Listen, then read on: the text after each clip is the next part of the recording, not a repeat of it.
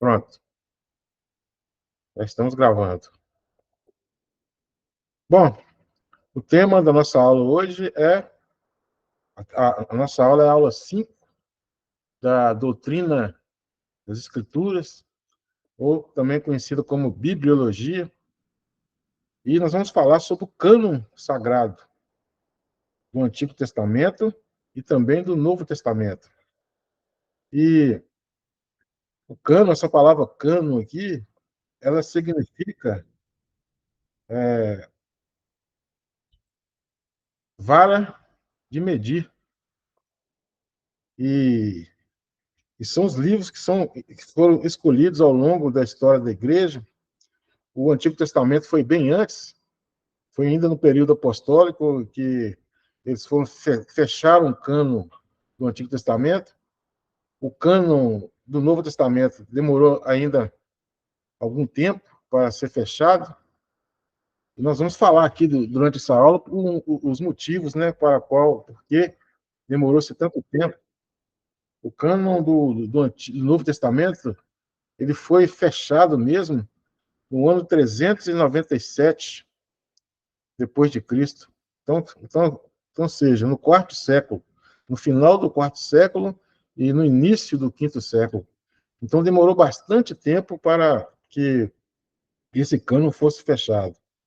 E, realmente, quem trabalhou para que esse cânon se fechasse, do Novo Testamento, né, primeiramente falando, foram, foram os pais da igreja, os padres, né, da igreja, ou pais da igreja, eles que trabalharam bastante para montar o cânon do Novo Testamento. Mas deixa um pouquinho para depois a fala sobre o cânon do Novo Testamento e vamos partir para aqui a nossa introdução.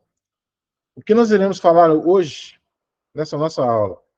Nós vamos falar da formação do cânon do Antigo Testamento, vamos falar também do cânon sagrado do Novo Testamento, né, a formação dele, vamos falar dos livros apócrifos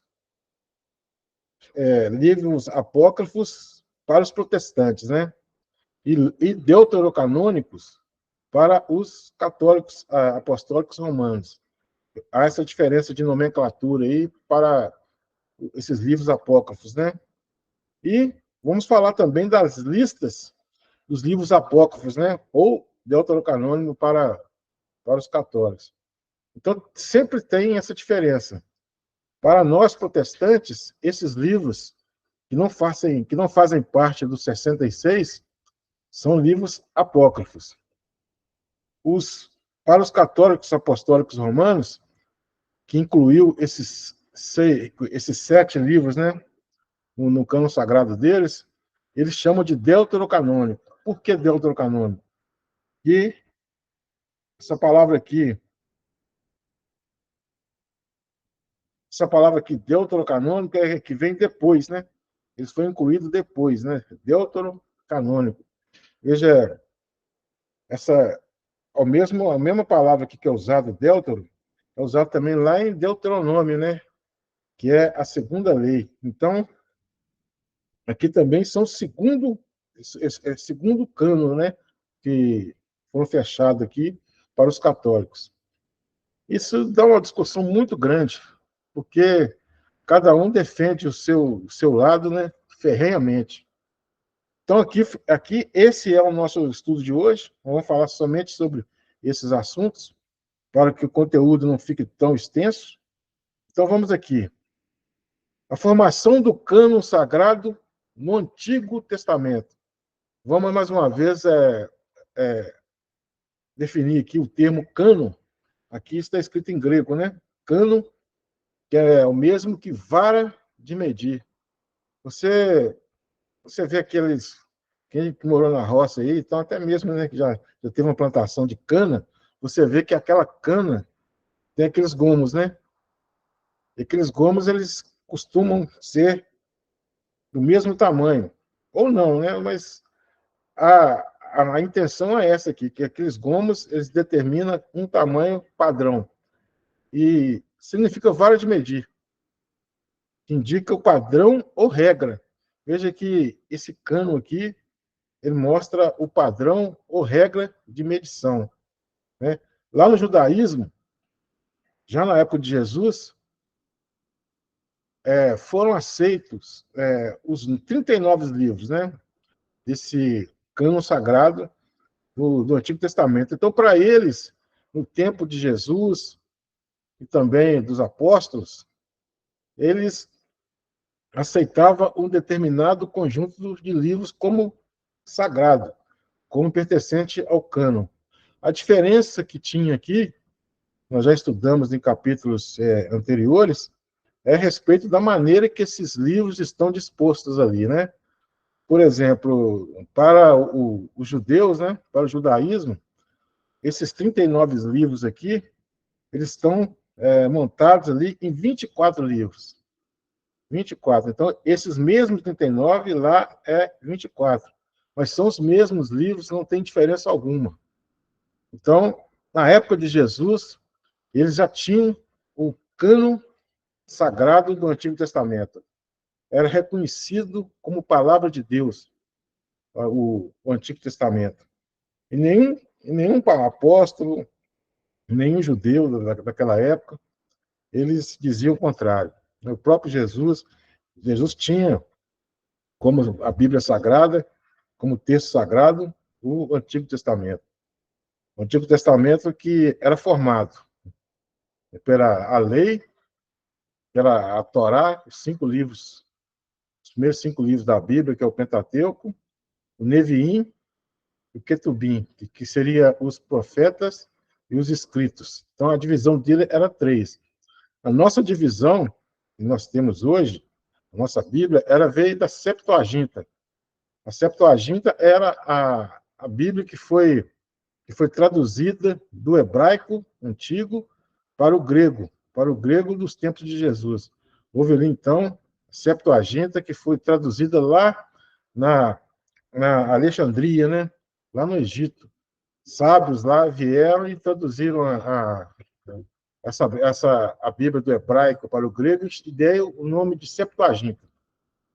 Então, e o cânon foi fechado. Veja bem, nos tempos de Cristo, já tinha cânon como esse cânon como sagrado. Mas ele só foi fechar mesmo, dar o veredito como fechamento do cânon foi em 90 depois de Cristo. Provavelmente, nesse ano aqui, só o apóstolo João ainda estava vivo. Porque o apóstolo João morreu aqui em meados dos anos 90 depois de Cristo, né?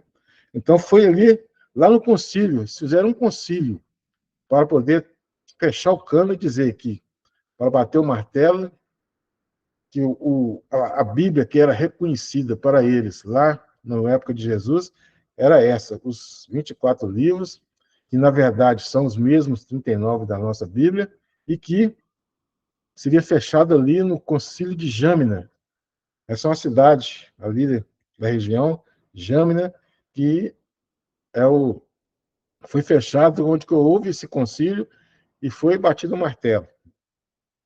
Fechado, então, portanto, o cano sagrado, com 39 livros. Então, veja bem, não entrou nenhum livro a mais.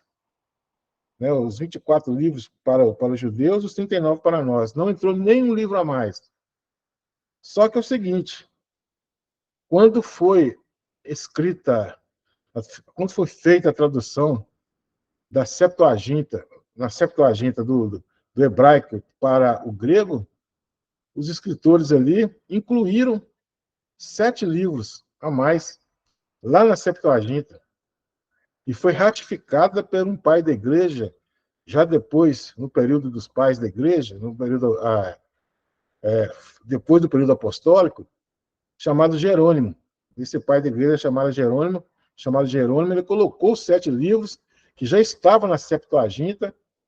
A Septuaginta não era reconhecida pelo povo, sim o Antigo Testamento, né, com os 24 ou 39 livros, né? Foi reconhecido. Eles colocaram esses 7 livros a mais. Jerônimo ratificou esses 7 livros. É aí que começa a confusão toda. E falamos então aqui, introdutoriamente, né, de como se fechou o cânon do Antigo Testamento. E agora vamos falar o cânon do Novo Testamento. Antes de terminar o primeiro século, veja bem, todos os livros do Novo Testamento tinham sido escritos. Então, não tem nenhum livro na Bíblia que ultrapassou o período apostólico. O último livro é o livro de Apocalipse, que foi escrito pelo apóstolo João, lá em meados dos anos 90. Então, todos os livros que contêm nas Sagradas Escrituras, eles foram escritos até o período apostólico do Novo Testamento. O Antigo Testamento foi escrito antes de Cristo, né? Mas o Novo Testamento foi até o período no final do primeiro século, que foi a era apostólica. Então, ali terminou, portanto, o cânon sagrado, mas ainda não foi fechado, porque existiu um monte de livros que estavam sendo escritos naquela época. Deixa eu só autorizar alguém para entrar aqui. Foram várias pessoas, várias pessoas começaram a escrever também livros com uma conotação religiosa. E muitos deles, já no segundo século, e alguns até no primeiro, só que não era inspirado, começaram a dar nomes em seus livros como se tivesse sido escrito pelos apóstolos. Pelos apóstolos, pelas pessoas que andavam com Jesus ali, ou então as pessoas próximas demais dos apóstolos. Eles falavam, por exemplo, Evangelho de Tomé, Evangelho de Pedro. Então, eles começaram a escrever esses livros e começaram a dar nomes de que esse livro foram escritos pelos apóstolos. Isso aí já no segundo século e alguns também no final do primeiro. Esses livros, eles são chamados de pseudo-epígrafos, ou seja, falsos escritos, né?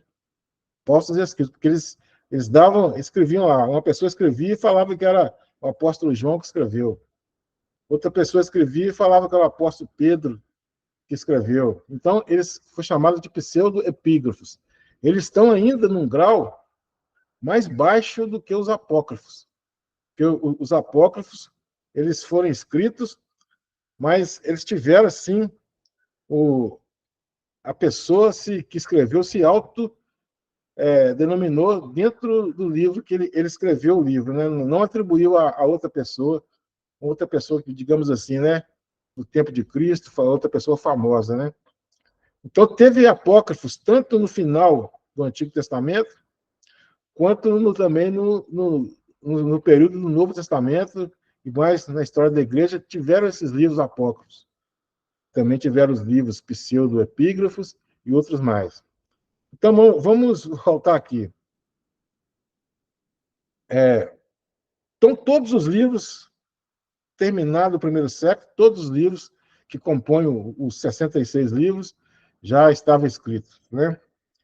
E esse ano aqui, 397 depois de Cristo, foi o ano que foi fechado o cânon sagrado. Aí foi batido o martelo. Esses aqui são os livros sagrados da Bíblia. Batido o martelo. Porém, nesse período, alguns pais da igreja, eles também começaram a entender que alguns daqueles 7 livros apócrifos também era inspirado pelo Espírito Santo. E alguns começaram a usar esses livros também, né, em pregações, na igreja e tudo.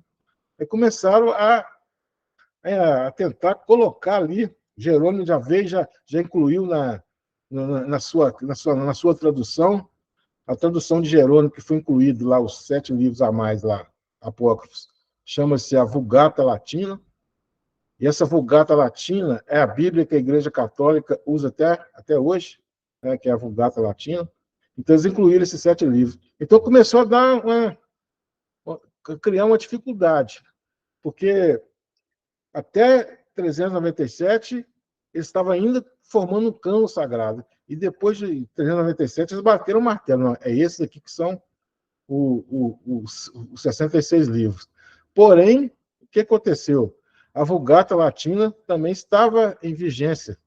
E na Vulgata Latina tinha os 7 livros apócrifos. Então, veja que coisa, que confusão que deu, né? Mas foi um trabalho muito árduo para esses homens, os pais da igreja. É por isso que é muito importante a gente estudar os pais da igreja, ler sobre os pais da igreja. Os pais da igreja, eles não são inspirados, né, igual os apóstolos, né, igual os escritos deles não são inspirados pelo Espírito Santo.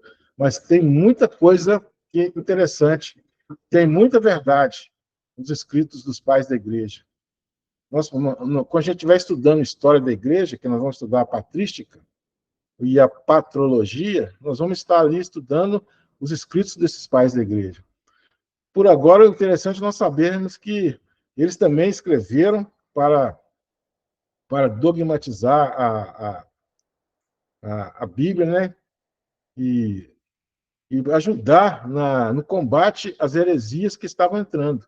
Estava entrando muita heresia, e essas heresias estavam trazendo um risco de se incorporar ao cano sagrado, porque ainda não tinha fechado o cano, até 397.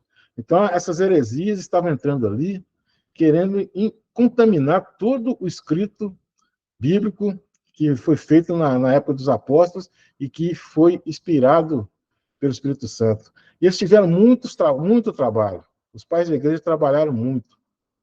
Os principais são Clemente, de Roma, Policarpo, Agostinho de Hipona, Orígenes, e Atanásio, e outros mais. São vários pais da igreja. Eles trabalharam muito para poder manter essa verdade bíblica dos 66 livros inspirados. Houve um herege que era da igreja, e até então a coisa estava tranquila, porque não tinha tanta heresia entrando, mas a partir desse herege, que o nome dele era Marcião, esse Marcião ele fez um cânon para si próprio, um cânon dele, excluindo o Antigo Testamento. Ele não aceitava o Antigo Testamento como inspirado, e também algumas cartas, aceitando apenas algumas cartas do apóstolo Paulo, e ele criou para si um cânon. Aí houve a necessidade de que os pais da igreja trabalhassem ferozmente, né, com unhas e dentes, para fazer um cânon, para aceitar, para promover um cânon sagrado. E esse cânon, nós vamos estudar um pouco mais à frente, ele tem várias formas, né, para destinar que ele é sagrado. Por exemplo, uma delas, para que conta com a inspiração do Espírito Santo. A outra, que fosse escrita, né, no Novo Testamento, que fosse escrita por um apóstolo. Então, se você observar, né, os livros do Novo Testamento foram escritos por apóstolos, ou então por pessoas próximas dos apóstolos. Esse era um critério essencial para que esse livro fosse canônico. Então, primeiramente, ser usado nas igrejas, ser de autoria apostólica ou de alguém muito próximo dos apóstolos, né, e ter uma coerência com todo o ensinamento bíblico. Quando nós estiver falando dos apócrifos, eu vou mostrar algumas incoerências que os apócrifos têm, por isso que eles não entraram no cano, e ser reconhecido como inspirado. Como diz lá Timóteo, na carta que o apóstolo Paulo escreveu a Timóteo, toda a escritura é inspirada por Deus, né? E é útil para para ensinar, né? É útil para exortar e é útil para toda boa obra. Então, lá, eles tinham essa consciência de quais livros eram, porque eles eram coerentes. Se você prestar bastante atenção nos livros lá do Novo Testamento, e também na Bíblia toda, eles têm uma coerência. Eles começam ali e eles não entram em contradição. No contexto geral, eles não entram em contradição. Pode ser que a gente tenha que usar um contexto ou outro para discernir a verdade, mas no todo a Bíblia ela tem 66 livros e esses livros são coerentes entre si. Eles não entram em contradição de um modo geral, né? Então são essas condições. Aí os pais da igreja eles começaram a trabalhar, né? Esse aqui contém doutrinas corretas, doutrinas bíblicas, doutrinas que foram ensinadas pelos apóstolos, doutrinas que foram ensinadas pelos profetas. Eles começaram a montar o cano. Veja bem, tem um conceito de canonização e canonicidade. A canonicidade ela é do próprio livro. É o livro que se colocou dentro do cânon. E a canonização ela foi dada pela igreja. A igreja que pegou esses livros e colocou ali dentro do cânon sagrado. Né? Então, tem esse conceito de canonicidade, ou melhor, ao contrário, viu? Canonicidade é o livro que se propõe ser canônico, né? A canonicidade. E a canonização é quando a igreja viu a canonicidade dos livros e incorporou ele dentro do cânon sagrado. Então, essa é a diferença. Então, aqui, há uma discussão muito grande, que a Igreja Católica ela se julga que está além da, do, da, da Bíblia, porque ela se julga que foi ela que formou a Bíblia. Então, ela tem essa ideia de que foi a igreja que formou a Bíblia.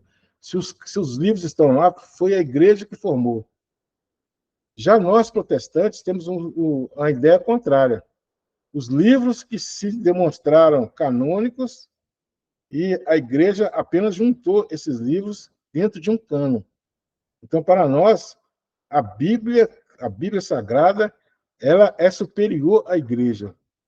Para os católicos, a igreja é superior à Bíblia Sagrada. E a diferença também básica da igreja católica conosco é que nós só acreditamos na Bíblia Sagrada. A Bíblia é a única fonte de autoridade para cada um de nós, é a Bíblia Sagrada. Já a Igreja Católica, não. Ela possui outras fontes de autoridade. Elas possuem a tradição como fonte de autoridade. As tradições foi aqueles escritos dos pais da igreja, no qual eu mencionei anteriormente. E também eles acreditam no magistério.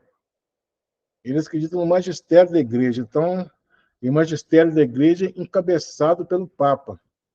Então, eles acreditam na Bíblia, eles acreditam na tradição e eles acreditam no magistério, encabeçado pelo Papa.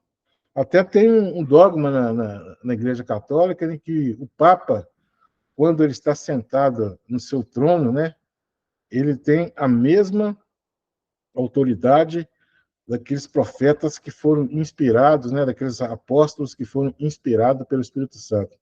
Então, ele sentado na sua cadeira, o que ele falar é dogma para os católicos.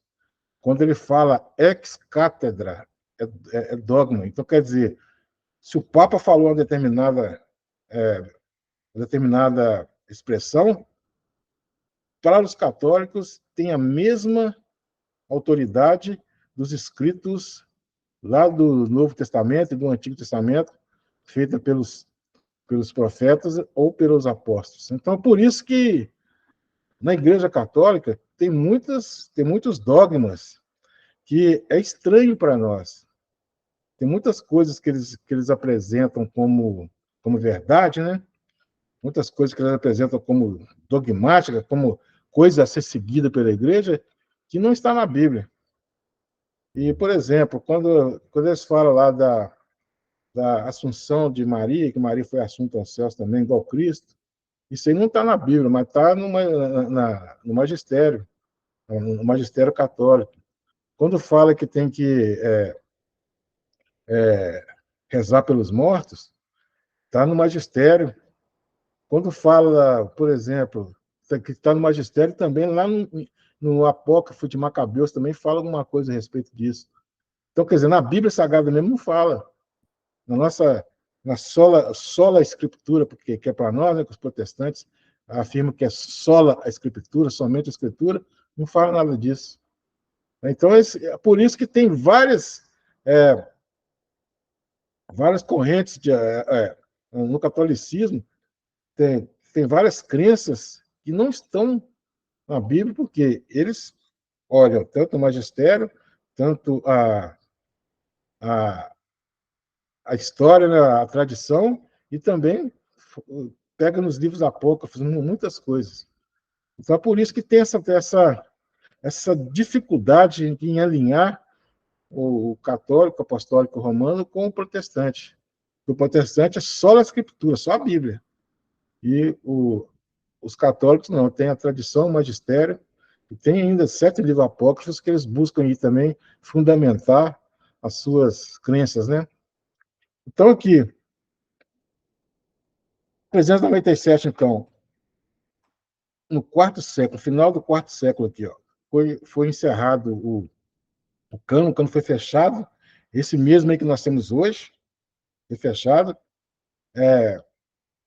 Aí começaram, a aparecer vários escritos apócrifos, né?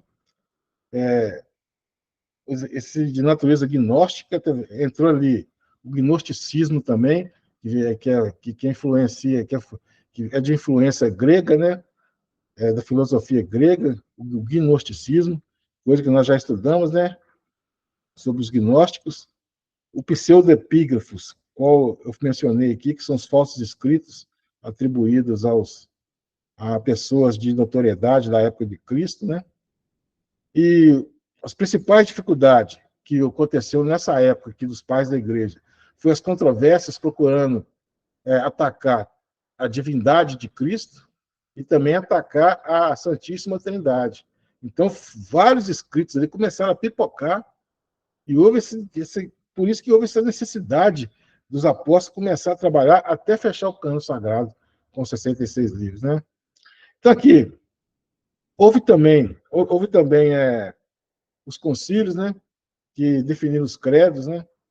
O credo apostólico, o credo de Nicéia, o credo niceno-constantinopolitano, que é uma mistura do credo de Nicéia com o credo de Constantinopla, o credo de Calcedônia, e daí por diante, os outros credos que vieram depois, aí já começou a dificultar, porque as heresias começaram a entrar e os credos começaram a ficar contaminados.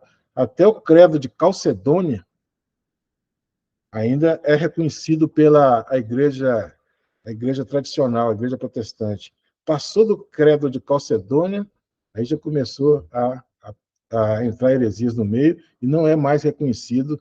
A gente só reconhece até o credo de Calcedônia. O que significa a palavra credo? A palavra credo significa eu creio. Então, aqueles credos lá, né? O credo apostólico, eu creio em Deus Pai Todo-Poderoso, Criador dos céus e da terra, né? Creio, tem o credo de Calcedônia, que fala sobre a pessoa de Jesus, né? Que ele é verdadeiramente homem, verdadeiramente Deus, né? Que ele é nascido da Virgem Maria, foi crucificado por Pôncio Pilatos, né? Sobre a tutela de Pôncio Pilatos. Então, até aí, até o credo de Calcedônia, nós, protestantes, aceitamos. Passou daí, já começou a dificultar muito a nossa crença, porque entrou heresias, né? O heresias, como já falei, como a Assunção de Maria, a Maria como Imaculada, né? Começou também a ter heresias como a heresia do purgatório. Purgatório é onde, quando a pessoa morre, ela vai para o purgatório e fica lá até purgar os pecados, depois ir para o céu. Essa doutrina do purgatório, da Igreja Católica, ela é assim. Por exemplo, poucas pessoas, só as pessoas muito ruins mesmo, aquelas pessoas perversas, más, vão diretamente para o inferno. As outras pessoas vão todas para o purgatório. E os santos vão para o céu. E essas pessoas que estão no purgatório vão purgar os seus pecados e, assim por diante, elas vão sendo liberadas para ir para o céu. E isso ocorreu, um pouco mais também fala sobre a história da igreja, né, sobre a reforma protestante. Nós vamos só dar uma pincelada aqui para vocês entenderem melhor. Aí, na reforma protestante, a principal dificuldade, a principal tese de Martim Lutero foi contra as indulgências. E as indulgências era justamente isso.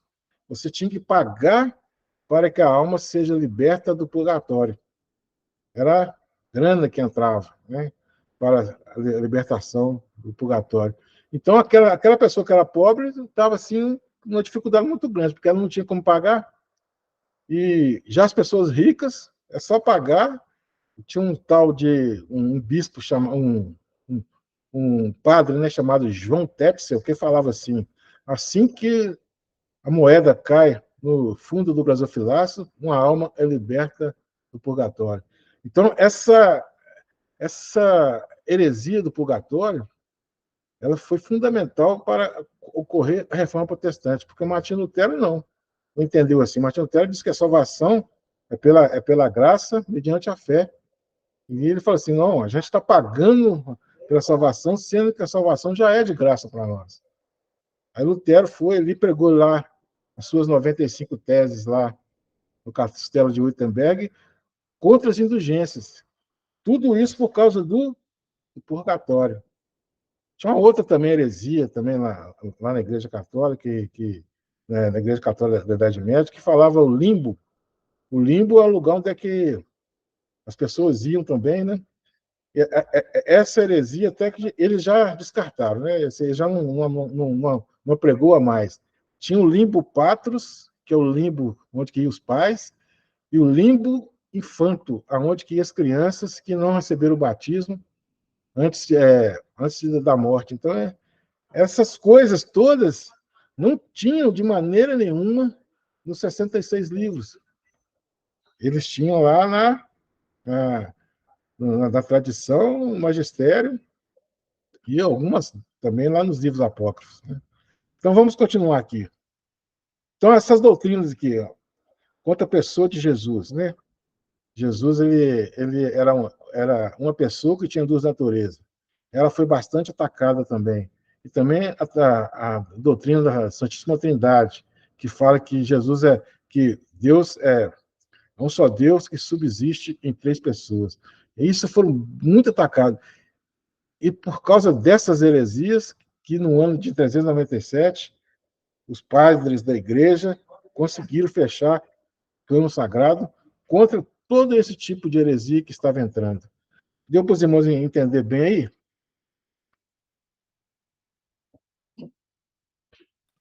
Sim. Sim, está dando para entender. Alguma pergunta até aqui?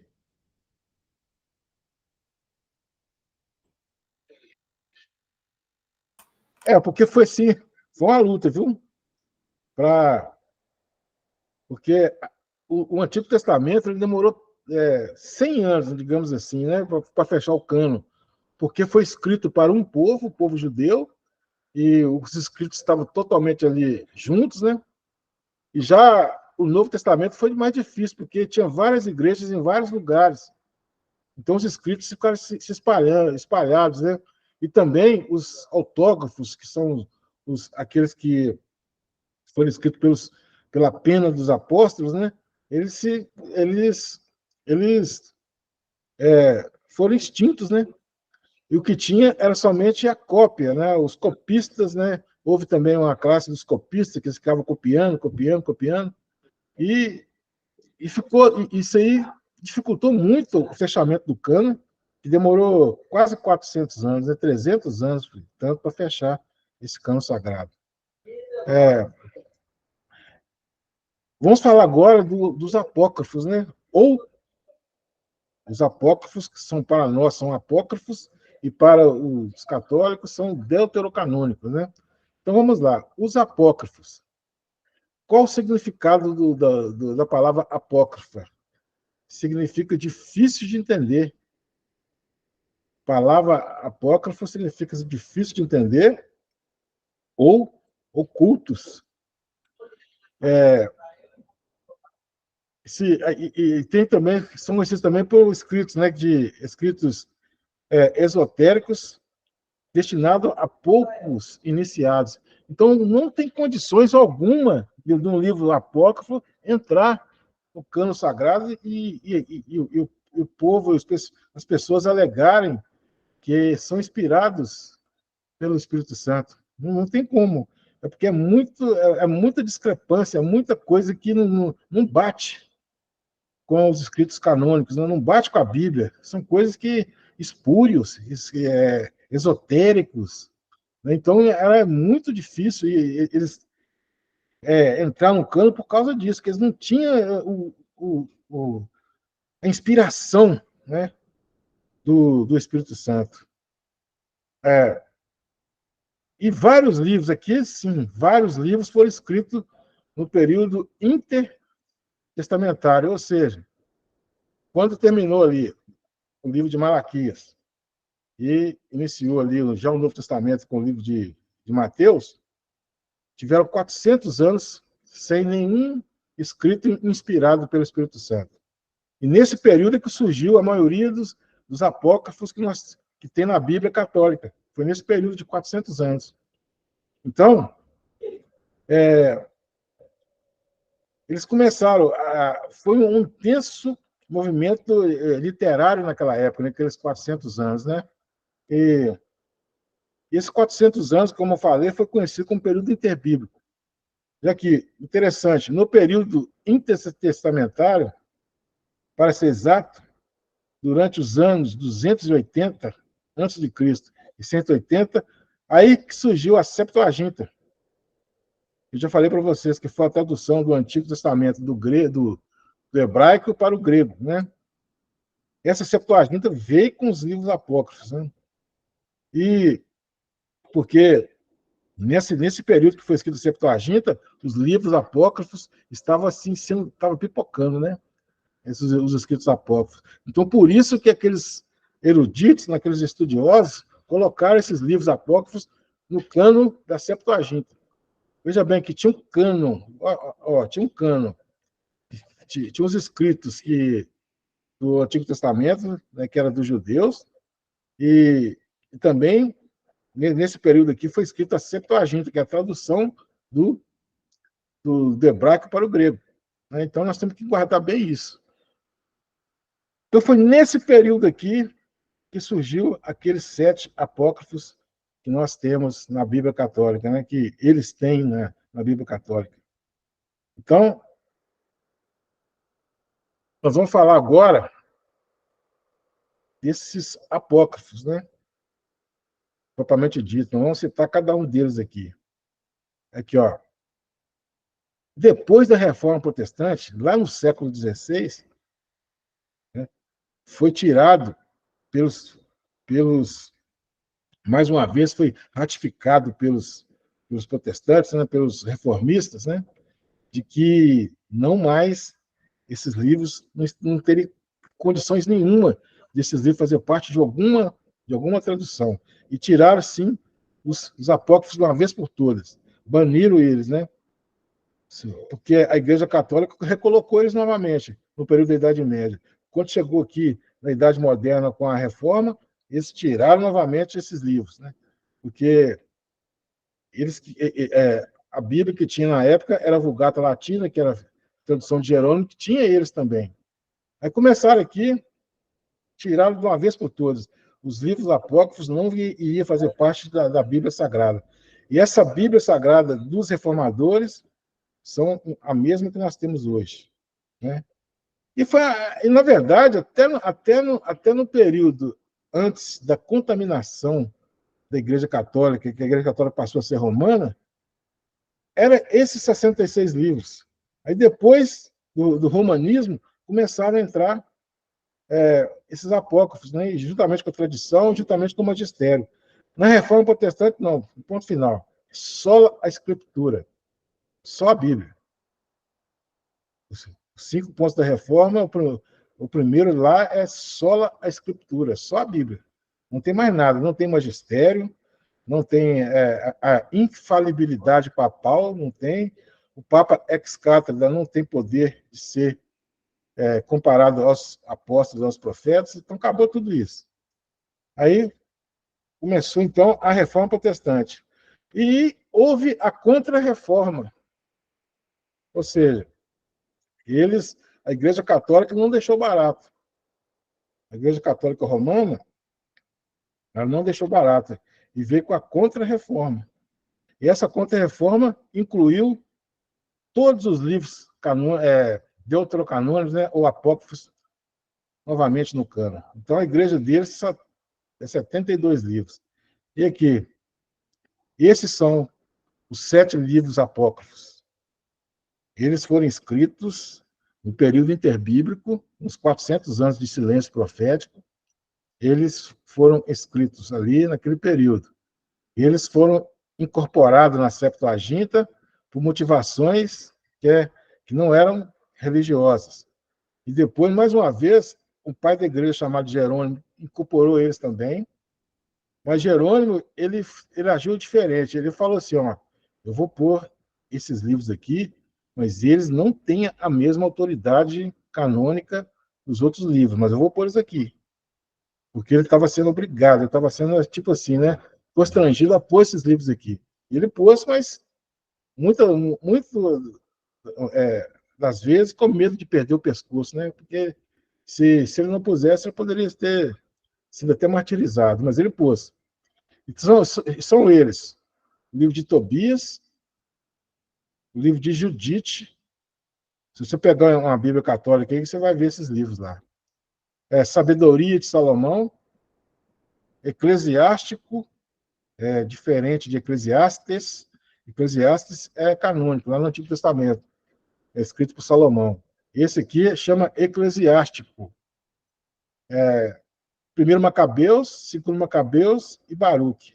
Esse Baruque aqui era o escrivão do profeta Jeremias. Aí entrou também um livro que ele escreveu aqui, Baruque, né? Então, esses aqui foram 7 livros, os apócrifos, né? Os pseudepígrafos não entraram nem na Bíblia católica, porque eles eram distorcia demais, né?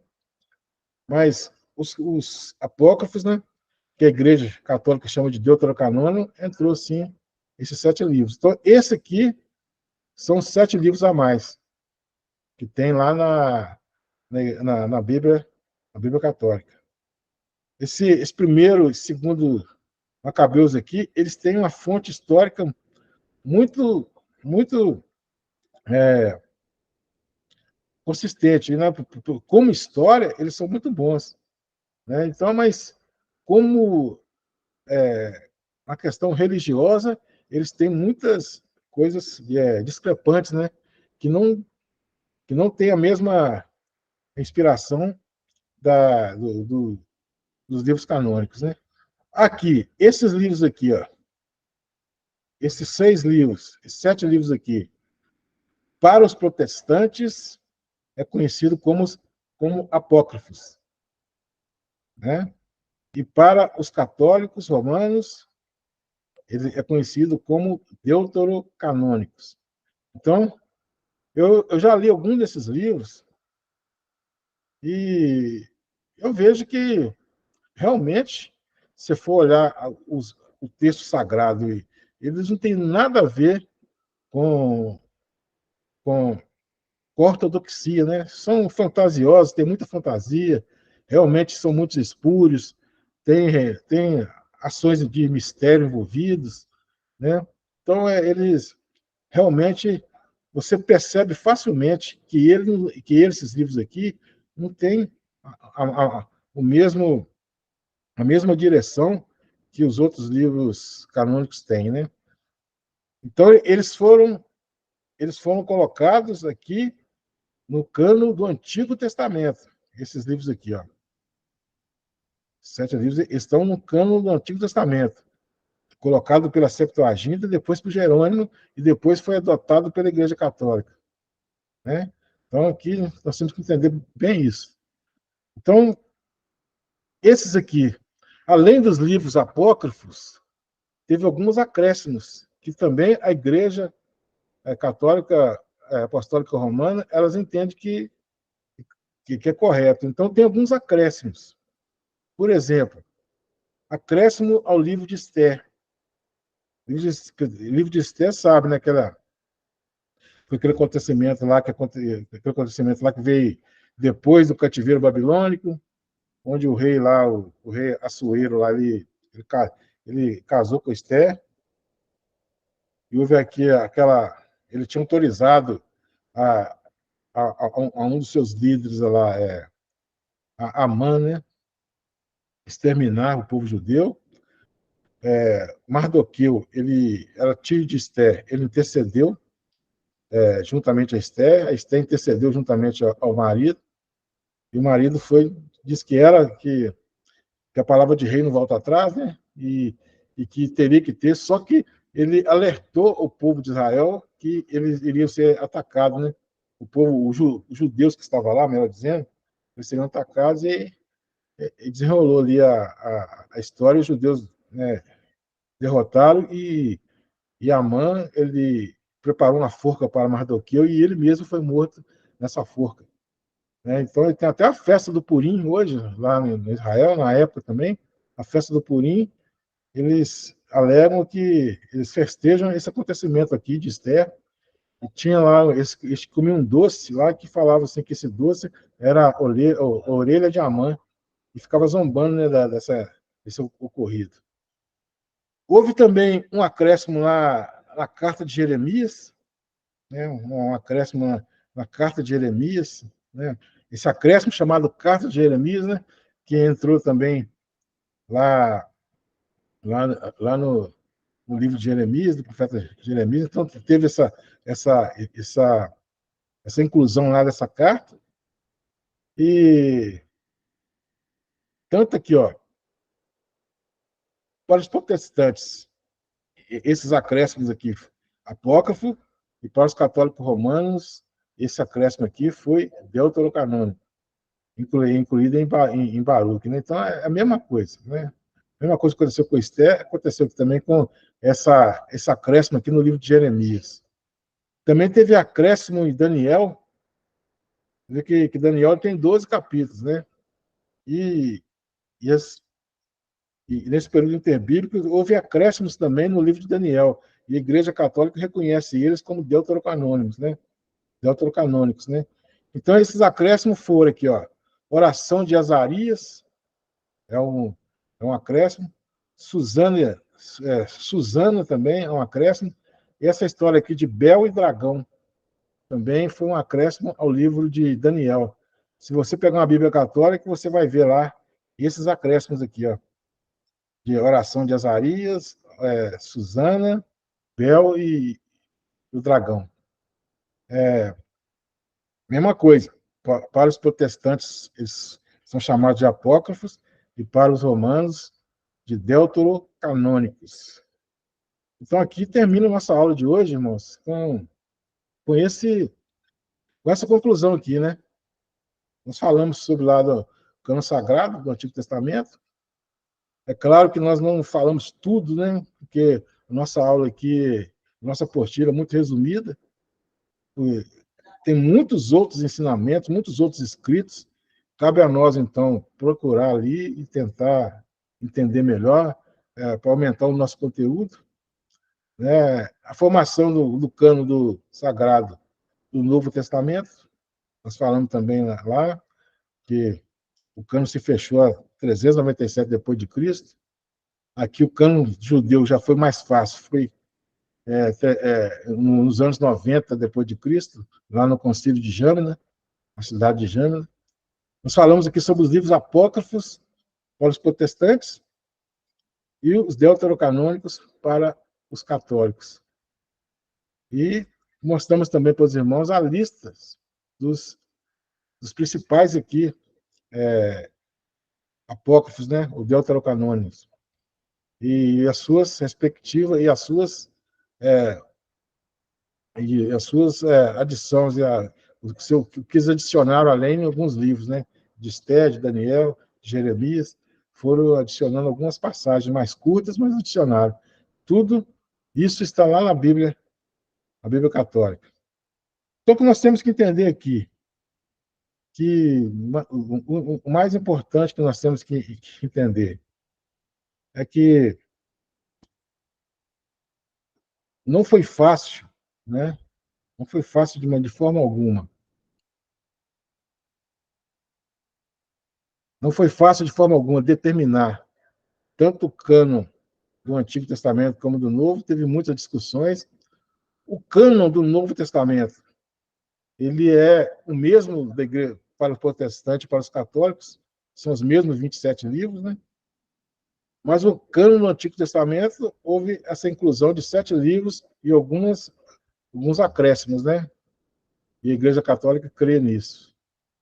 E houve também, lá no segundo século, na era dos pais da Igreja, muitas heresias que vieram entrando, e houve a necessidade da Igreja, dos pais da Igreja, trabalharem para que esse cânon seja feito e seja o cânon realmente dos livros inspirados pelo Espírito Santo.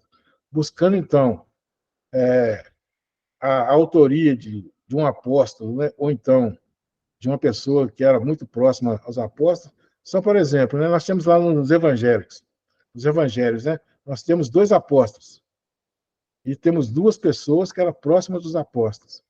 Os apóstolos foram Mateus e João.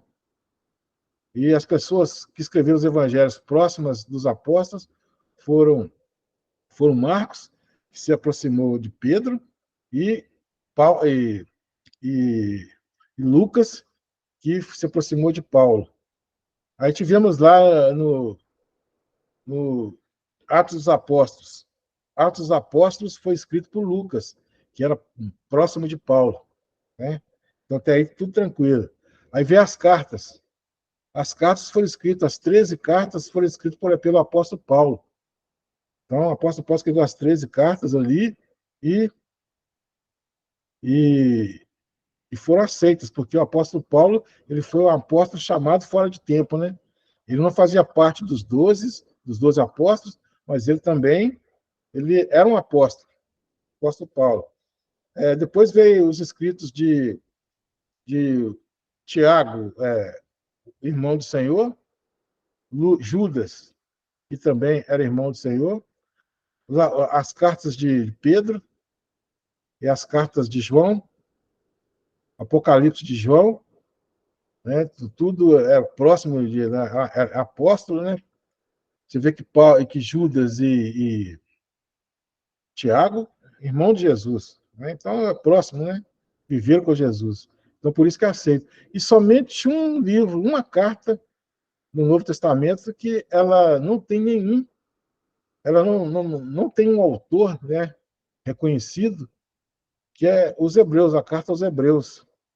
Muitos dizem que o escritor de Hebreus poderia ser Clemente de Roma, poderia ser Apolo, né?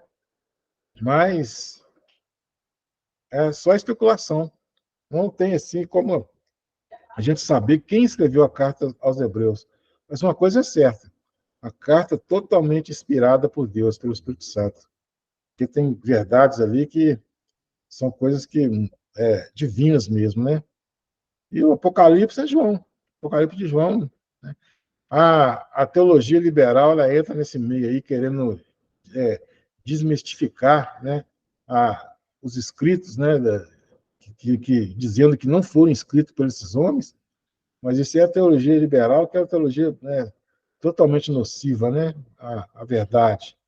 Então, fechou-se, então, o cânon sagrado, né, fechou o cânon então, em 397 depois de Cristo, né, num dos concílios, né, E, assim, nós temos a certeza de que, na Reforma Protestante, ratificou mais as heresias que vinham na Idade Média na Igreja, e o Concílio de Trento, que aconteceu no século XVI mesmo, esse Concílio de Trento, ele ratificou todas as heresias que a Igreja Católica pregoava, né? Tudo. Eles aceitaram tudo novamente. O Concílio de Trento também é conhecido como Contra-Reforma. Quem estudou história geral aí sabe que houve o Concílio de Trento, a Contra-Reforma, que vieram a contrapor a Reforma Protestante. Então, e até hoje, o que a Igreja Católica apregou é o que foi acertado lá no Concílio de Trento. Esse Concílio de Trento durou 19 anos, concílio, e ratificou todas aquelas coisas que a Igreja Católica da Idade Média pregoava. Né? E agora nós temos, então, a nossa Bíblia, a Bíblia protestante, que é a Bíblia inspirada pelo Espírito Santo. É claro que tem muita discussão a respeito disso.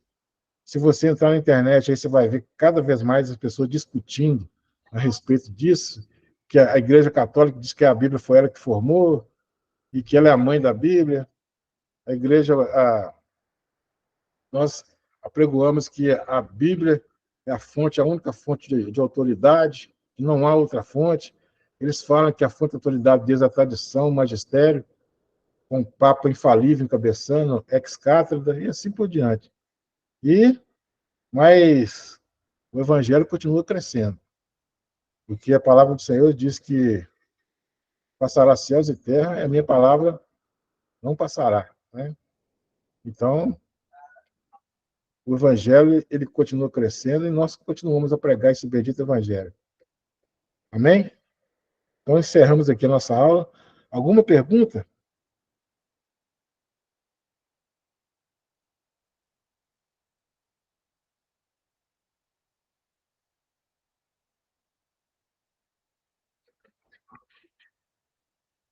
Não? Deixa eu ver quantas horas. Deixa eu ver se essa aula foi curta mesmo. Foi mais curta, né? 1h06 de aula.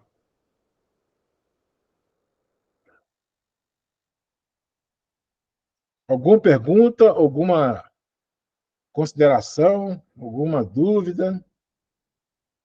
Aproveita aí que nós temos um minutinho. Por minha parte, não tem dúvida, não. Foi muito bem explicado, bem claro. Para mim também está Amém. tranquilo. Boa noite, pastor. Tudo bem? Boa noite, Edna. Foi bom na prova? Fui. 100%, graças a Deus. Então tá bom. Depois só passa para a gente os macetes, tá? Pastor, esses 400 anos, né, que Deus ficou em silêncio, e aí surgiu, né, foi nesse meio tempo que surgiu todos esses livros aí que o senhor está falando. Sim. Né, o senhor acredita que o povo, né, ele estava sedento, né, para ouvir a palavra de Deus, por isso que começou a falar, né? Porque a grande maioria das vezes, a maioria desses livros, às vezes são palavras concretas, mas às vezes são grandes heresias também, que contém, né? Parece que é cópia de copiar e colar e acrescentar alguma coisa do homem. E aí eu vejo nesse período o que está acontecendo no tempo de hoje. As pessoas, eles tudo falam assim, é Deus que está falando, é Deus que está mandando, e grande parte das pessoas, eles não estão vendo que a revelação, ela está vindo da palavra de Deus, e a gente está encontrando muitas pessoas acrescentando, né, ou tirando muitas coisas da Bíblia, que é uma coisa muito séria, né, que eu vejo nos dias de hoje. É verdade. Né? Tem Sim. igrejas assim que estão lotadas, mas o que está sendo pregado, que está sendo levado ali, a gente sabe que muitas das vezes é somente, né, o momento, somente levar para falar assim, não, a gente está falando de Deus, se está falando de Deus, está tudo certo. E eu vejo esses livros, né?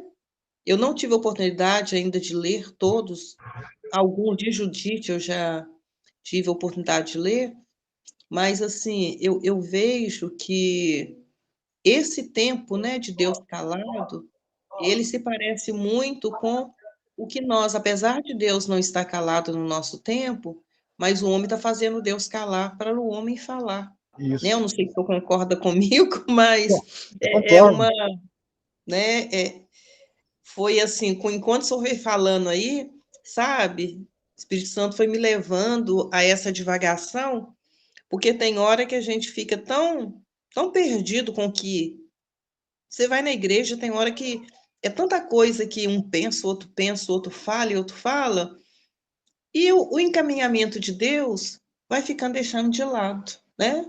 Isso é muito triste, é muito sério, né. Eu falo que realmente as pessoas estão assim, agindo de uma forma muito subjetiva, né? Fala assim, Deus falou comigo isso. Eis que te digo, eis que eu te falo, né?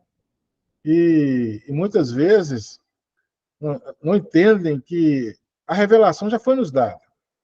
A revelação é a Bíblia, né? Então já não há mais uma nova revelação nos moldes que a Bíblia nos ensina. Não há outra fonte de autoridade.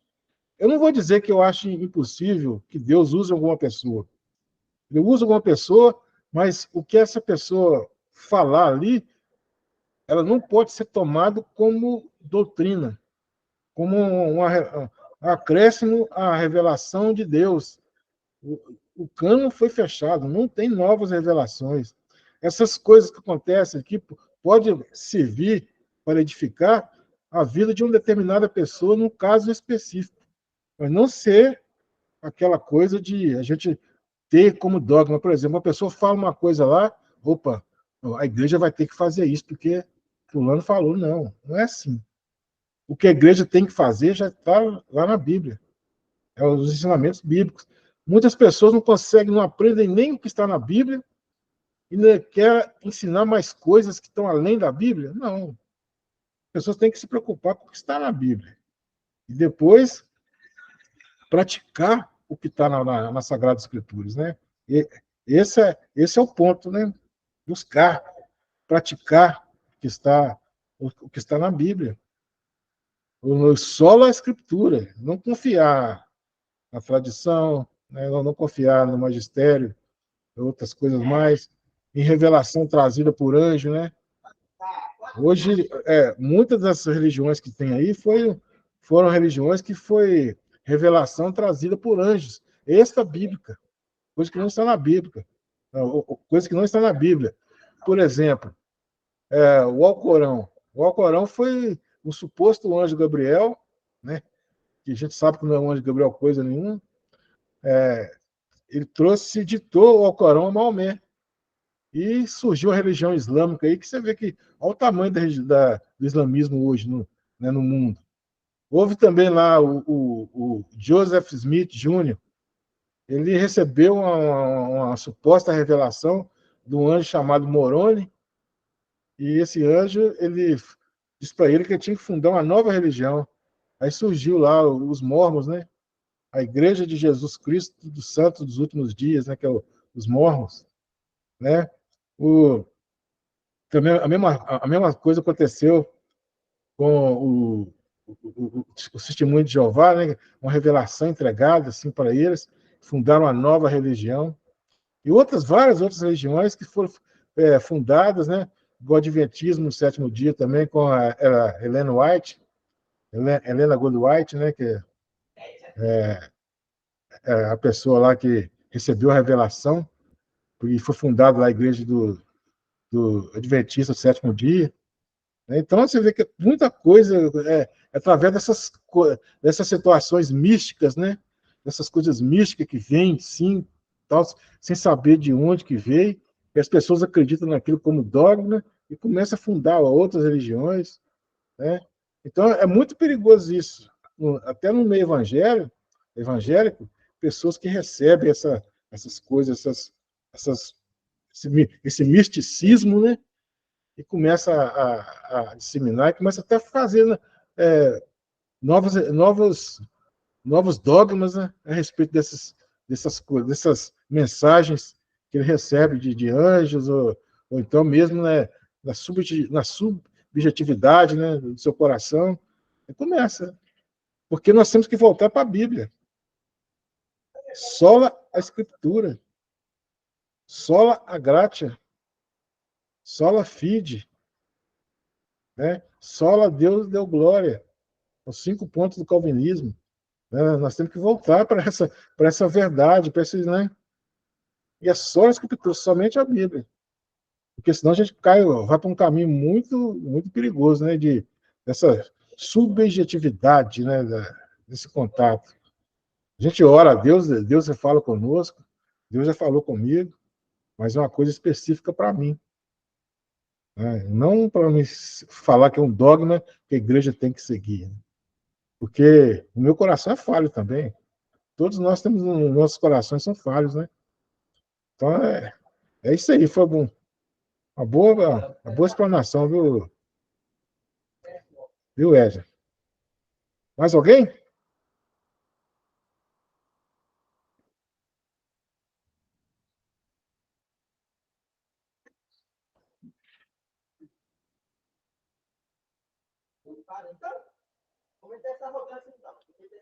Amém. Então, vamos orar. Daqui a 2 dias, ou no máximo 3, eu coloco essa aula lá no YouTube. Essas aulas estão sendo gravadas, né? Então você coloca lá no YouTube, vocês assistem novamente, anotem os pontos, né, mais interessantes aí que vocês acharam, pesquisem. Né? É assim que a gente vai aprendendo, né? Repetição, repetidamente a gente vai aprendendo. Amém?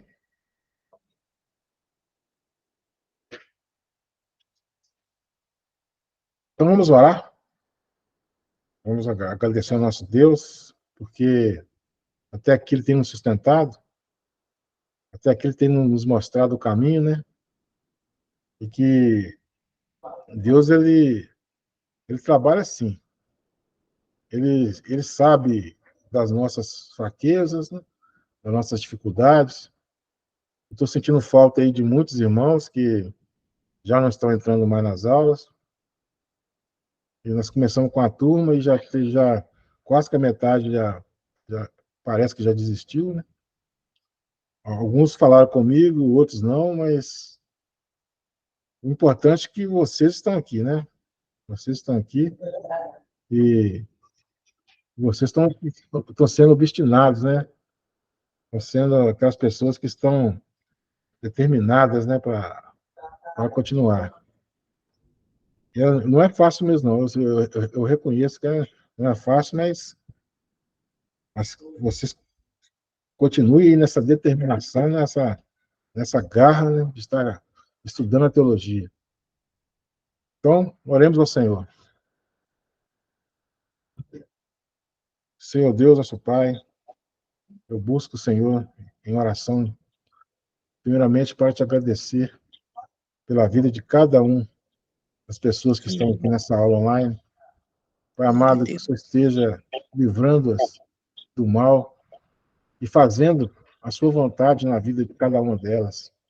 Assim Que venha seja, Senhor. proteger a família de cada um, Amém. a parentela, proteja, Pai Sim. amado, de toda a investida do inimigo. Aleluia, Senhor. Sabemos, como diz a tua palavra, por amor a ti, nós saímos todos os dias como Sim, ovelhas que vão para o matador. é verdade. Pai amado, Pai querido, que o Senhor nos dê condição de estar ensinando cada vez mais e aprendendo também, porque não somente eu ensino, mas também eu aprendo com cada um dos irmãos. E que Amém, cada vez Jesus. mais o seu nome seja honrado e glorificado no nosso meio. Deixa, meu Deus. Eu oro e te agradeço. Em nome do Senhor Jesus. Amém. Amém, Jesus. Boa noite. Amém. Paz do Senhor. Boa noite. Deus abençoe a Boa todos. noite, Senhor. A paz. Bênção apostólica, não pode. Boa noite a todos. É verdade.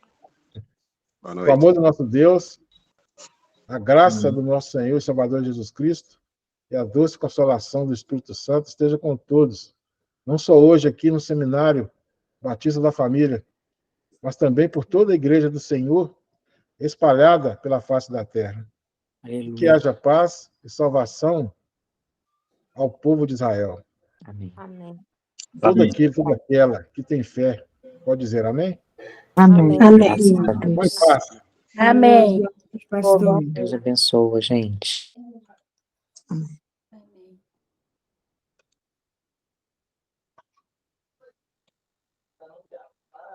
Colega,